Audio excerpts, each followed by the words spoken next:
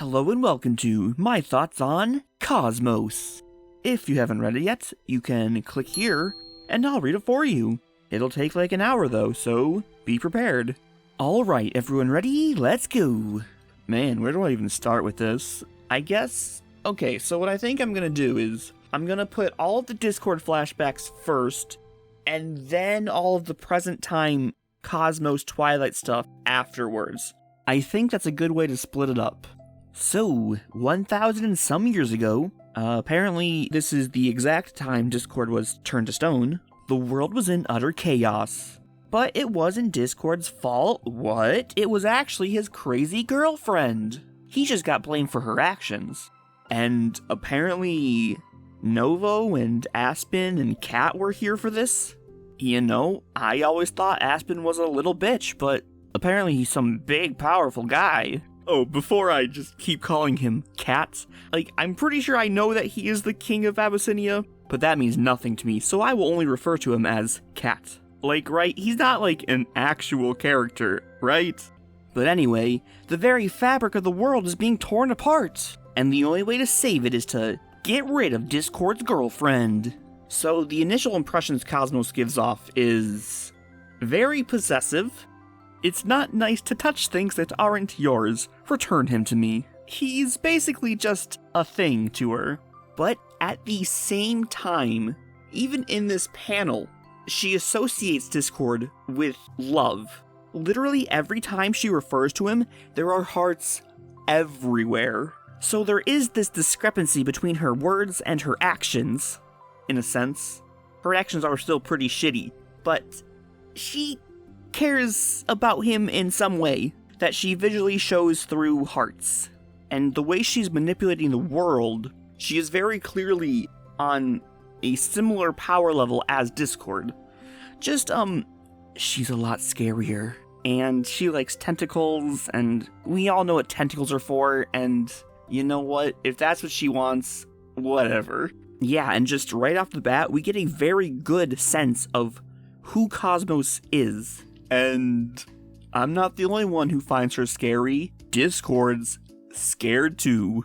It is interesting that he alone cannot get rid of her. I mean, yeah, the elements are pretty strong, but stronger than Discord? I don't know. So the ponies have the elements. Kat has magic eyes.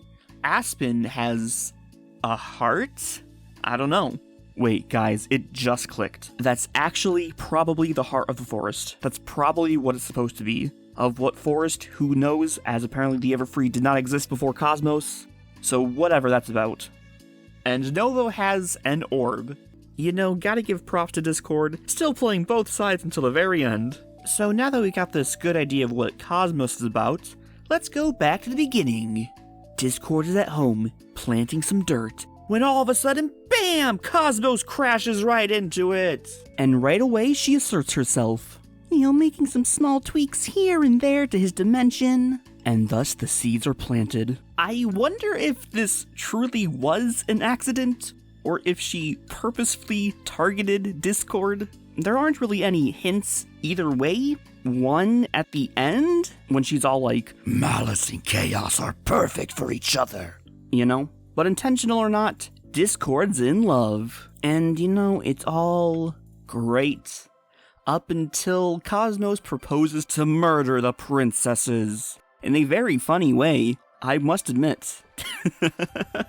They did a really good job at making Cosmos, actually scary.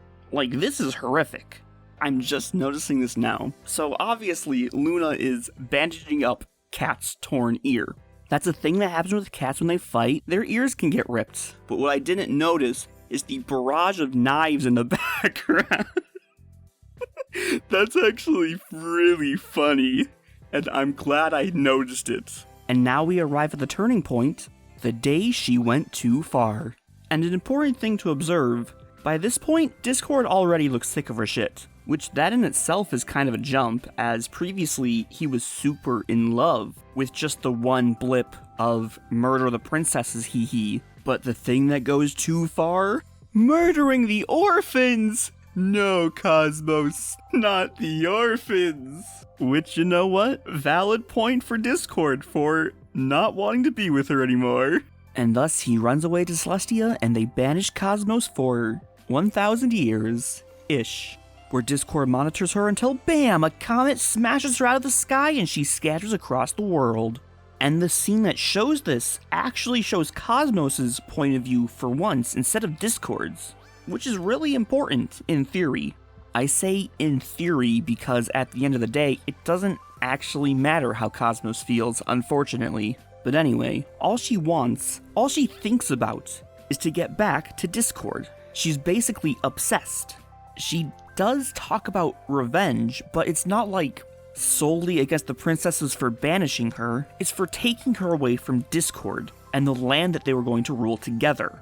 It truly seems like their relationship is all she cares about. Regardless of how she acts towards Discord, these are her true thoughts, which is an important thing to keep in mind as we finally move into the present day. So here we are with Twilight, Pinkie Pie, Rarity, and Spike out shopping.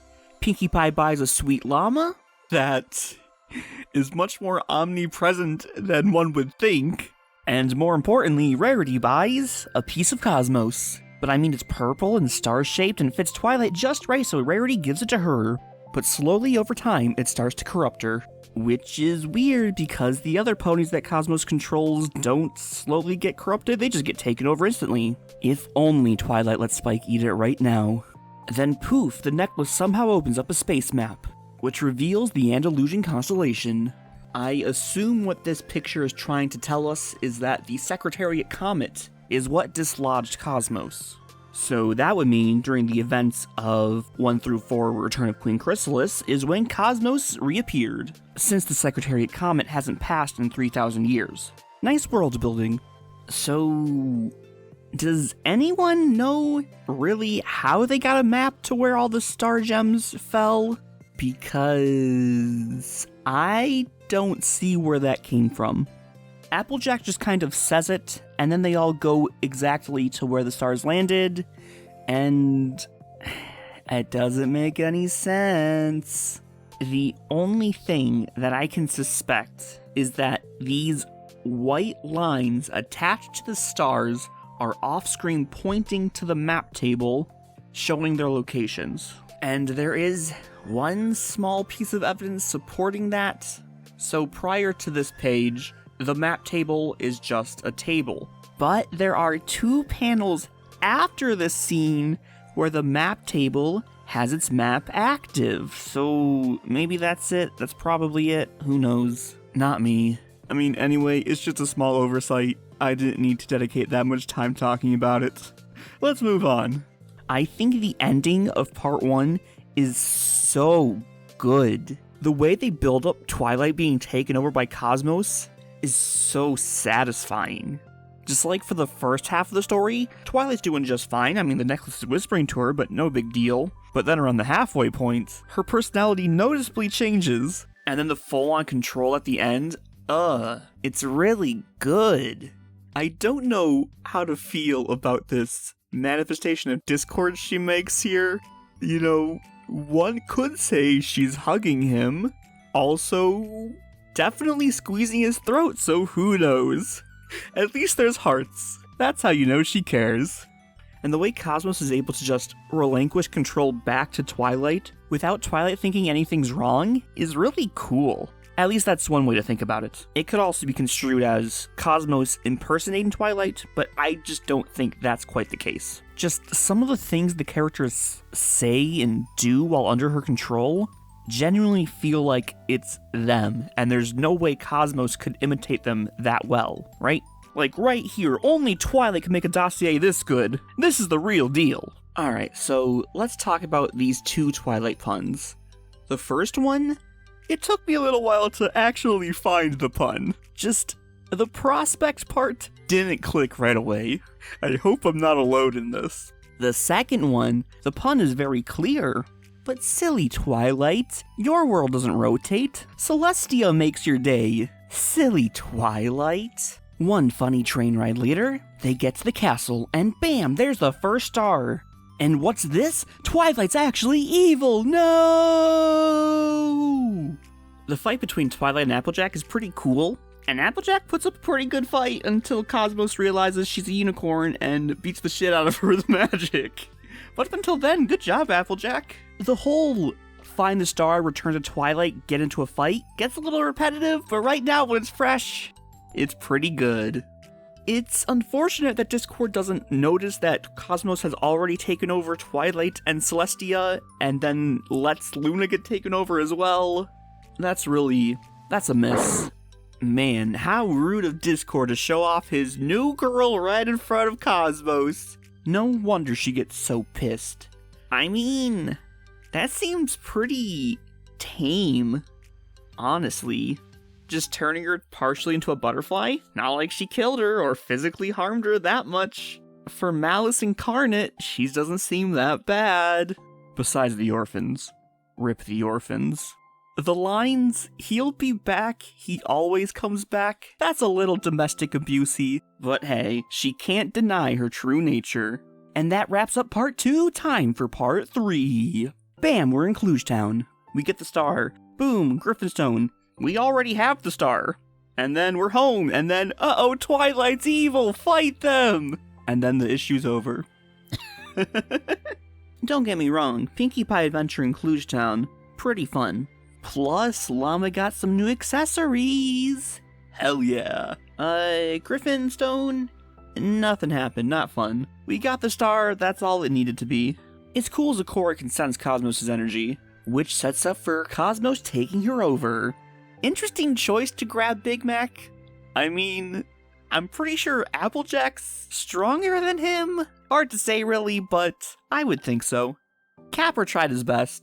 Honestly, I think he tried the best out of anyone to stop Cosmos before she fully transformed, but his efforts were in vain, and now he's a cute little kitten. So when Luna turns his coat into snakes, he exclaims, "Dirty pool!" Which I've never heard this before in my life. Is this a reference? Is this just some phrase I don't know? So I did a quick Google search, and there are 2 possible answers. Which one's correct? You decide. A reference I do get, though. That's my purse!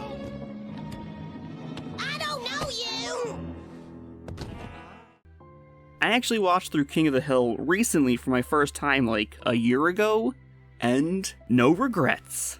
And now we make our way to part 4, where we are in the Crystal Empire. Rinse and repeat, we go around, we talk, we find the star. Bam! Cadence is evil now! We do get to learn about Spike's taste in gems, so that's a plus.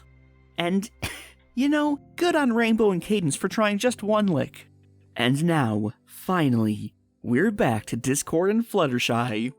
Man, Discord really does not want to interact with Cosmos. Good thing Fluttershy's here to make him save the world. The 2 of them head back to the castle, and wow, it's certainly been redecorated since last time. I wish Discord clarified what he meant when he says, "I know where all these ladybugs came from." Apparently she turned every pony into ladybugs. We learned that at the end. Oh, but don't you worry. Our boy Kibitz isn't a ladybug.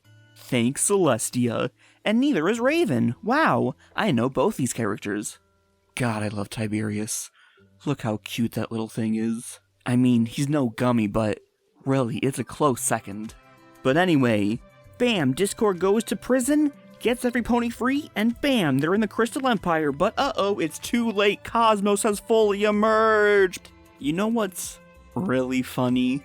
Too late, I'm committed. That's a banger of a line, you can't deny it. That's a hit. You know what's not a hit? Cosmos's merged form. Man, it's a very interesting amalgamation. She really does look like a nightmare. And here we go. It's finally time to face Cosmos. Together, they come up with a plan. Get rid of the star gems and destroy them. Which, in theory, seems like a very difficult task, but lo and behold, they do it instantly, and for some reason, Cosmos doesn't defend herself. She only decides to counterattack after the fact. It's weird that they qualify as gems, even though they're like concentrated magic.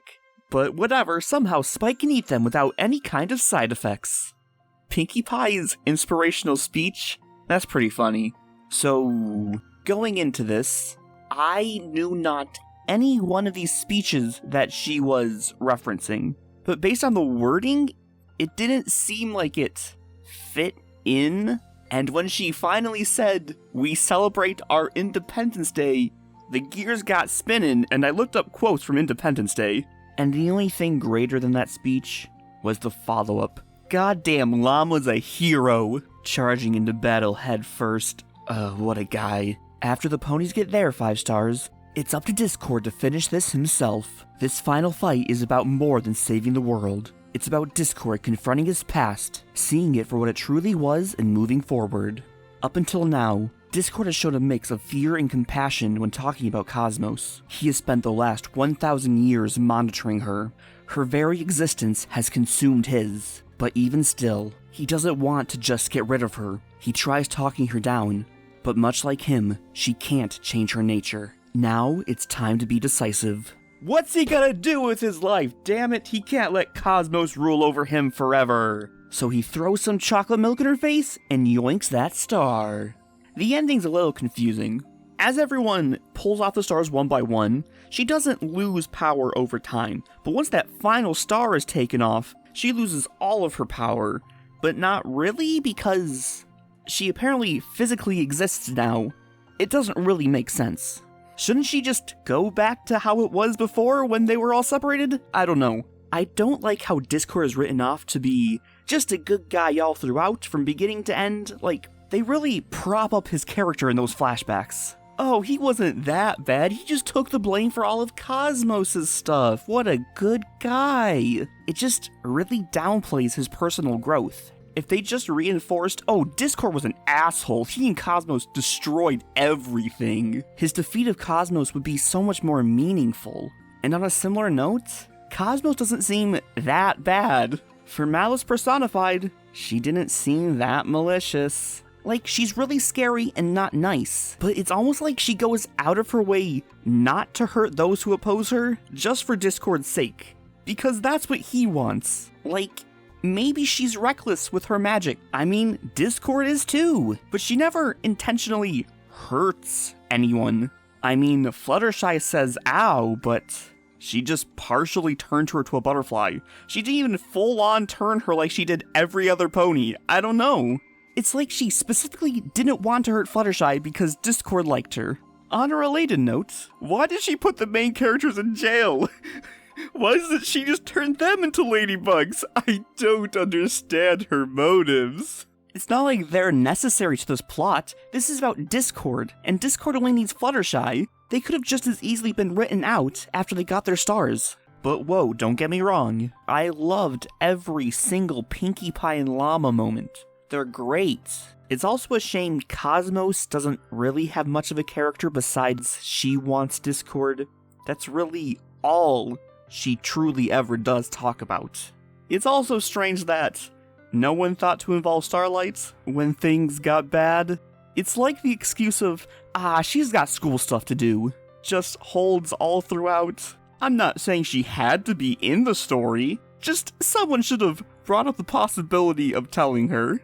When Discord says, "I was the one who ran to Celestia and Luna and begged them to lock you away," Cosmos responds with, "Because you didn't have the heart to do it yourself." There's no shock, no disbelief. It's almost like she already knew. And the more I think about it, the more this truly does, in fact, contrary to what he says, feel like it's Discord's fault. Every single time Discord's with Cosmos, he simply runs away from her. He does it in the flashbacks, he does it in the present. He never tells Cosmos how he feels. And that's the true crux of the story. When Cosmos cries out for help when she's being banished, Discord just pretends he can't hear her. "Oh no, I can't hear you, what did you say?" He attempts to do it when she almost kills the orphans, but then he gets scared and runs away. He starts to do it at the castle, then Cosmos berates him and Fluttershy and he runs away. Up until the very end of the story, he's simply too afraid to confront her. Man, the more I talk about this, the more I start to think, Wait, is this plot actually about getting over emotional abuse and not confronting Discord's past self? I'm confused now. Whichever one it is, thanks to Fluttershy and the girls, Discord is able to stand up for himself and claim the life he wants. Look, I've been rambling about this for way too long. I don't know what I'm saying anymore. Okay, I'll say this one last thing. The definition of malice is the desire to inflict harm on others. And as a being of pure malice, maybe the way Cosmos treats Discord is physically the best she's capable of. You're going to defend him? No, I agree with you. Cosmos. He is a horrible person, and the world would probably be better off without him. Cosmos did nothing wrong, changed my mind. God, what a shit take. Her motive doesn't seem to be driven by anger and revenge, but by love and the loss of that love. She's not mad that Discord ran off to Celestia and Luna to banish her. She understands why she was banished. You didn't have the heart to do it yourself. You care about me. But instead of Discord telling her that he no longer feels the same, he just runs away and tries to ignore her until she's gone. And this only drives Cosmos to push harder. So I made some minor recoloring changes, mostly to the yellow narration boxes, made them gray for Discord and pink for Cosmos, and Fluttershy's weren't already yellow, they were actually white, so I made those ones yellow. At the end, when Twilight regains control of herself, she asks Discord what happens, and I slightly modified his response. His exact wording is, "Once upon a time, a long, long time ago," and I changed it to simply, "It was a long, long time ago." I thought it'd be cooler that way if the ending of part 5 went right back into the beginning of part 1. I'm pretty sure the only big visual change I made was the moon at the end. It simply just says, "Luna is a," and bitch was the obvious conclusion to that, so I tacked on bit. And then I also made it say Luna was here to match what it said on a prior panel, and then had it change into Luna is a bitch over time because I thought it'd be cool. Otherwise, the rest of the visual changes were just the standard one panel was overlapping another, so I cut it out and extrapolated the panel underneath. Like so, I do this all the time, so I'm not going to show every one. And this has been Cosmos. It's been 6 weeks of my life, but thank God I'm finally done. It's been long, but I liked it. It was fun. Anyway, those were my thoughts. Let me know what you guys think in the comments, and until next time.